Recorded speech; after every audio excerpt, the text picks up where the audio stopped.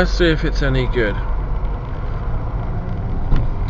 First thing I will go into detail about are the basic things about this car. And you can't get any more basic than a 0 to 60 test. So 0 to 60 test, 3, 2, 1, 0. Try my best to do it without a wheel spin in this weather. Roads are wet. And 60. Right, the rear view vision on this vehicle is not bad at all. The seats do basically obstruct the vision, but it's only partial. It can be a lot worse. There's plenty of space there to see out of.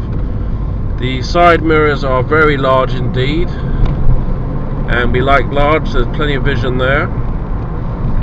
The instrument cluster here is not obstructed by the top of the steering wheel, and the speedo dials and rev counter, in fact all the dials there, are very easy to read indeed. That's 10 out of 10 to Toyota for getting that one right. Center console, very basically laid out, very elementary, easy to operate, nothing confusing about that.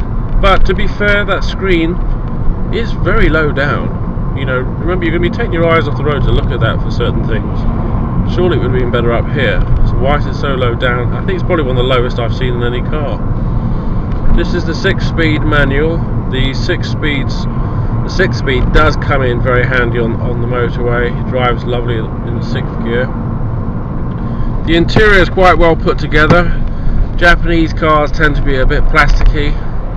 This one's a lot more solid, and it may be a little bit boring in design, but it's a well put together interior. It's nice and tidy. The steering on this car is responsive. There's a little bit of a lag there, but this car has done 75,000 miles, so it might need a little bit of tweaking. There's a little bit of room there on the steering wheel. And if I give the car a wobble, it's surprisingly firm. There's not much of a roll there at all. It does purr along quite nicely, this car. It's by no means a road rocket. I think the only danger with a vehicle like this is dying of boredom driving it.